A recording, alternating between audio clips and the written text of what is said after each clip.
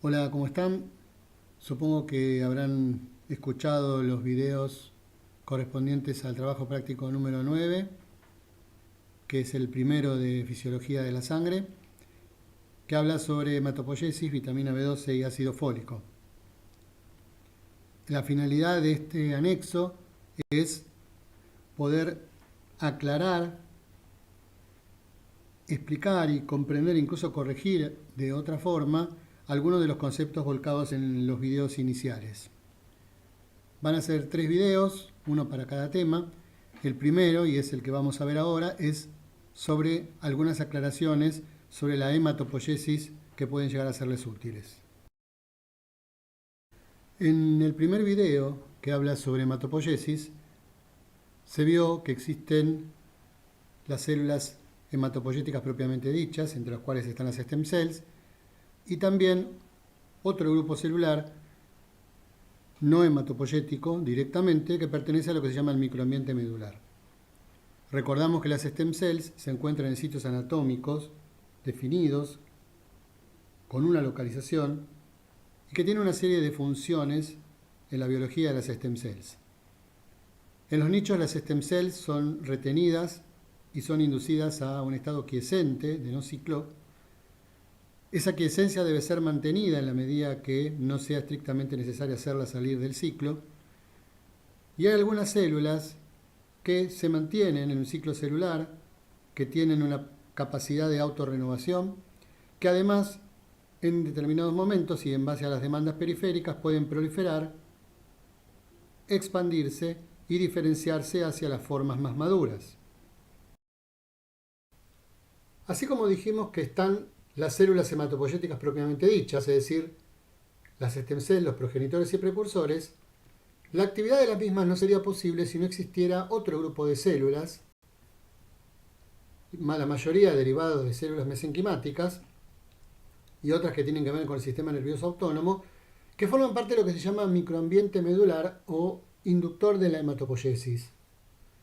Dentro de ese grupo de células tenemos algunas neuronas simpáticas adrenérgicas que liberan noradrenalina y que son capaces de actuar a través de estímulos beta 3, como veremos después. Células de Schwann en la fibra, que en este caso son no mielinizantes porque carecen de la proteína básica de mielina, y que son las encargadas de transformar al TGF-beta latente en su forma activa. Existen células mesenquimáticas, entre las cuales contamos con los adipocitos, que parecen tener un efecto regulatorio negativo sobre el nicho de las stem cells, los osteoblastos, que se encuentran en el endostio, sobre todo, y tenemos dentro de este grupo de osteoblastos que se llaman de nicho, que son aquellos que realmente establecen contacto con las stem cells, y aquellos que se llaman osteogénicos, que tienen que ver con la formación de hueso. Son osteocalcina positivos y N-caderina positivos, sobre todo en el caso de los osteoblastos de nicho. Otro grupo de células son los pericitos arteriolares, que son nestina positivos y expresan el receptor del factor de crecimiento derivado de plaquetas beta, y aquellos que son los sinusoidales, leptina positivos, que expresan el receptor alfa del factor de crecimiento derivado de plaquetas. En este grupo de células podríamos incluir también algunos linfocitos T y algunos macrófagos que tienen relevancia sobre todo en los nichos perisinusoidales. Para poder comprender mejor a qué nos referimos cuando hablamos de sitios o nichos endostales o periarteriolares y de nichos que se llaman vasculares o perisinusoidales, tenemos que tener una mínima idea de cómo es la distribución vascular en un hueso. En este caso particular hablamos en un hueso largo. Los vasos sanguíneos que entran se dividen en arteriolas. Las arteriolas terminan en unos vasos que tienen un endotelio particular denominado tipo H, que tiene algunas características puntuales en cuanto a expresión de elementos de membrana, ¿sí? Y estos se distribuyen generalmente a través del periostio, en el endostio y también cercano a la zona del cartílago crecimiento y las epífisis de estos huesos. La sangre entonces fluye desde estos vasos hacia este segundo grupo de vasos sanguíneos que se llaman tipo L, que tienen otro tipo de célula endotelial y que son las que están asociadas a los sinusoides medulares, en donde se parte importante del proceso hematopoyético. Finalmente, estos vasos tipo L drenan en la vena central que sale del hueso. El calibre relativamente pequeño que tienen las arteriolas de alguna manera y el hueso, junto con el diámetro mucho mayor que tienen los capilares posarteriales, conduce a una rápida reducción de la velocidad de la sangre y por lo tanto a la perfusión dentro de la vasculatura ósea. Estas diferencias en la perfusión local y la disposición distintiva de las arterias óseas crean regiones con características metabólicas únicas y con diferentes tensiones de oxígeno y concentración de calcio. Aquellos vasos tipo H, arteriolares, que se encuentran cercanos al endostio, tienen una alta concentración de calcio por la actividad osteoclástica y una baja tensión de oxígeno porque tienen menor flujo. Por otro lado, en aquellos vasos sinusoidales tipo L, que se encuentran que reciben una mayor cantidad de irrigación debido a su mayor área, son vasos que tienen una mayor tensión de oxígeno y que como están alejados del endostio, también tienen una menor concentración de calcio. Situaciones que veremos después tienen mucho que ver con la dinámica y el funcionamiento de ambos nichos. Como dijimos, las arteriolas ingresan al hueso y estas arteriolas expresan en general la alfa-actina del músculo liso que las caracteriza. En esas arteriolas existen pericitos periarteriolares que se ven acá en celeste, que son pericitos que expresan el PDGF-R beta y son nestina positivos, y son aquellos pericitos que ustedes han visto en el video, tienen que ver con el nicho que denominamos endostal o periarteriolar. Asimismo, en otras arteriolas vemos exactamente la misma distribución en endotelios que se llaman endotelios H o vasculaturas tipo H, de la metáfisis, del periostio y del endostio. Acá vemos la línea obviamente de osteoblastos con algunos osteoclastos, lo que determina las altas concentraciones de calcio. Por otro lado, en los vasos tipo los vasos tipo L, que forman parte de los sinusoides, los pericitos pasan a ser leptina positivos y expresan el PDGF-R alfa, lo que da el cuadro distintivo de alguna manera de lo que llamamos el nicho sinusoidal o nicho vascular, rico en oxígeno y pobre en calcio, como veremos después. Habiendo visto lo anterior, vamos a ver cuáles son esas interacciones celulares en el nicho. No es lo mismo aquellas células STEM que van a estar en estado quiescente y van a permanecer así, que aquellas que se llaman homeostáticas, que son las que van a autorrenovar y producir células sanguíneas maduras. Las células son localizadas siguiendo el gradiente generado por esta citoquina que se llama SDF12XL12, producida por los pericitos, producida incluso por los megacariocitos, puede ser producida por células endoteliales de los sinusoides, que producen esta citoquina. La citoquina mantiene de alguna manera esta célula en el microambiente, en este nicho medular. Lo acercan al endostio la producción de calcio, que está aumentado a este nivel, inducida por la actividad osteoclástica. Eso acerca a estas células a los osteoblastos de nicho del endostio, caderina positivos, que le permite la interacción con estas células. Estas células se pueden mantener en estado quiescente o estado durmiente a través de la acción de determinadas sustancias liberadas en el medio. Una es el TGF-beta1. El TGF-beta1, que es producido, de alguna manera es activado desde su forma latente por estas células no mielinizantes de Schwann, que están en la fibra simpática, inducen el mantenimiento de esta quiescencia. Por otro lado, como veremos después, los pericitos que están asociados a estas células o están en cercanías de estas células son pericitos productores de CXL12, pero que son nestina positivos y que se los llama periarteriolares, cuya actividad de producción de CCDF está regulado por esta fibra nerviosa simpática que lo reduce.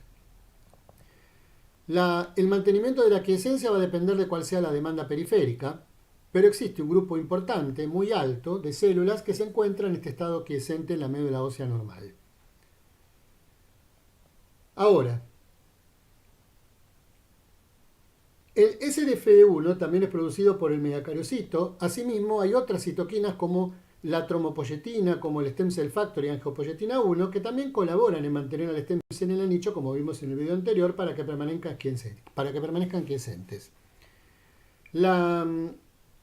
Es una cosa importante de aclarar, y es que las células quiescentes que están en G0 no ciclan y por ende tampoco autorrenuevan.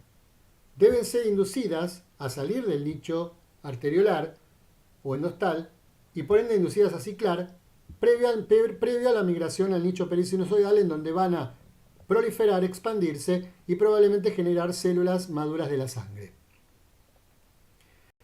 Cuando las células son inducidas a migrar al nicho perisinusoidal, las concentraciones de oxígeno aumentan, las concentraciones de calcio bajan al alejarse del endostio. Los pericitos perisinusoidales son diferentes de sus pares arteriolares, ahora son leptinas positivos y grandes productores de CXL12, no están influenciados por el efecto negativo de la fibra simpática y de alguna manera aparecen también otras células que se llaman células reticulares, productoras de altas cantidades de SDF, que se llaman CAR cells, que aportan más cantidad de SDF1, ¿sí? De alguna manera la citoquina entonces favorece la retención en el nicho y la sobrevida de las stem cells, que ahora se llaman homeostáticas, no durmientes, para su posterior proliferación, expansión y comisionamiento. En esta diapositiva vemos cuáles son aquellos elementos que intervienen en la formación y mantenimiento de estos nichos y de la actividad de las stem cells. Vimos que el alfa 4 beta 1 era la integrina que presentan las stem cells para interactuar con la becámula endotelial para su localización. Localización que es favorecida por el gradiente generado por el SDF1, cuyo receptor es el CXCR4 en la célula stem. Por otro lado, la presencia del receptor calcio sensible hacía que las altas concentraciones de calcio localizaran al stem cell en cercanías del endostio y de los osteoblastos de nicho. Esa unión es controvertida, podría darse a través de la N-caderina. Por otro lado, para la quiesencia y el mantenimiento de dicha quiesencia existen también otras moléculas involucradas, el stem cell factor, cuyo receptor es el c-KIT, la tromopoyetina, cuyo receptor es el CMPL, como veremos en plaquetas, y la angiopoyetina 1 con su receptor TIE2. Cuando las células deben autorrenovar y expandirse y posteriormente comisionarse o diferenciarse, aparecen otras señales como mediadores, por ejemplo las señales que se llaman señales Notch, o la aparición de algunas prostaglandinas y algunas otras moléculas y sustancias derivadas de macrófagos locales que inducen esta autorrenovación-expansión.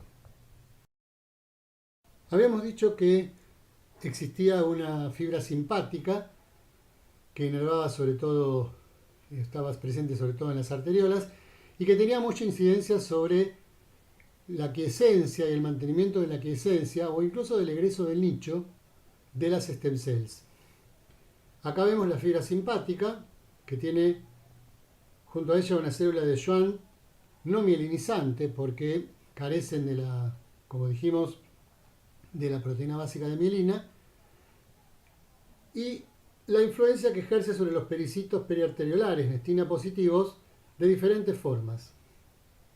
Algunos de ellos tienden a mantener la quiesencia y otros tienden a inducir el egreso de la stem cell del nicho hacia el nicho perisinusoidal. La célula de Schwann lo que hace es permitir que el TGF-beta en su estado latente pase a su estado activo y este TGF-beta, que es un pan inhibidor, lo que hace es mantener a las células quiescentes como tales. El TGF-beta, como vimos, también puede ser liberado desde los megacariocitos. Merced a la liberación de factores neurotróficos gliales, que son estos que vemos acá en celeste, lo que se logra es también un mantenimiento de la quiesencia y retención en el nicho endostal de las stem cells. Por el contrario, cuando la fibra simpática, sobre todo durante el día, libera norepinefrina actuando sobre receptores beta 3 en estos pericitos positivos, eso reduce la producción de CDF1 por parte de estos pericitos, y eso lo que hace es disminuir de alguna manera, o sea, hacer salir a las células de la quiescencia y favorecer el egreso del nicho. Recordamos que el SDF1 era uno de los factores que cuando era producido localmente inducía no solamente la migración de las células hacia el sitio, sino también su retención. Cuando estos niveles de SDF1 se reducen, eso favorece el egreso de las células del nicho endostal y la pérdida posterior de su quiescencia. En esta figura vamos a poder tratar de explicar de la manera más sencilla posible y de comprender cómo es el movimiento de las stem cells y de la hematopoiesis en situaciones homeostáticas, o sea, basales o de reposo, y en situaciones de estrés. En el dibujo A vemos que las células madre hematopoyéticas inactivas o durmientes y las células homeostáticas residen en nichos compuestos por células osteoblásticas, que son N-caderina positivos, que acá se ven en verde, que son los osteoblastos de nicho, y hay otros osteoblastos formadores de hueso, que nada tienen que ver, que se ven en gris. Acá vemos el osteoclasto, que da las altas concentraciones de calcio. Durante la homeostasis, estas células azul oscuro, en estado durmiente, permanecen quiescentes, mientras que las stem cells homeostáticas, que se ven acá en azul claro, se renuevan ocasionalmente, ¿sí? Que es esta pequeña flecha, o pasan de alguna manera al estado, al nicho perisinusoidal, cuando por el recambio diario baja la cantidad de células maduras por debajo de un mínimo umbral que determina estímulos de retroalimentación positivos débiles, que se ven acá como una flecha roja delgada, que permiten entonces que estas células homeostáticas comiencen algunas a salir a circulación, otras se autorrenuevan, pero otras ya empiezan a producir los progenitores y los precursores y finalmente las células maduras definitivas. Los nichos homeostáticos están muy cerca, de alguna manera, del endotelio sinusal, con los pericitos que ya son leptina positivos y carcels que secretan grandes cantidades de SDF1. Algunas de estas células homeostáticas ingresan regularmente a la circulación, pero pueden regresar también a sus nichos, que son estas flechas discontinuas. Las stem cells homeostáticas autorrenovables generan estas células progenitoras. En el dibujo vemos en situaciones de hemopoiesis de estrés, por ejemplo en respuesta a la pérdida severa de células hematopoyéticas, vamos a dar algunos ejemplos, como por ejemplo después de la quimioterapia, radioterapia, o incluso por un sangrado abundante, se activan fuertes circuitos de retroalimentación positivas debido a la disminución de las células, que se ven acá como flechas rojas gruesas. Como resultado, las stem cells latentes, que han resistido y sobrevivido, salen de sus nichos, experimentan algunas divisiones autorrenovables para poder aumentar la población y se convierten en estas células que vemos en violeta, que se llaman células activadas por injuria. Estas células activadas por injuria se ubican cerca de los vasos sinusoidales, o sea, a nivel del nicho perisinusoidal. En una tercera fase que vemos en el gráfico C, que se denomina de reparación, las células hematopoyéticas activadas por injuria se expanden y un número sustancial de estas células también entra en la circulación para generar poblaciones progenitoras en órganos hematopoyéticos periféricos, como el vaso y el hígado, un estado mínimo de hematopoiesis extramedular. Además, estas células madre activadas por injuria regeneran los progenitores y todos los conjuntos de células progenitores de médula ósea, por lo que empiezan a reducirse los ciclos de retroalimentación positiva que se originan en estas poblaciones. Sin embargo, si el número de células continúa siendo bajo, esto mantiene la señalización de retroalimentación para promover la proliferación de todos los tipos de células. Finalmente, en el gráfico D, que uno llama de recuperación, las células maduras se reponen y ya se encuentran en sus niveles hemostáticos. Eso hace que haya una disminución adicional de la señal de retroalimentación. Las stem cells activadas por lesión se diferencian en los progenitores o migran de regreso a sus nichos osteoblásticos para restablecer el grupo de stem cells homeostáticas y latentes, restaurando así la situación hemostática en A.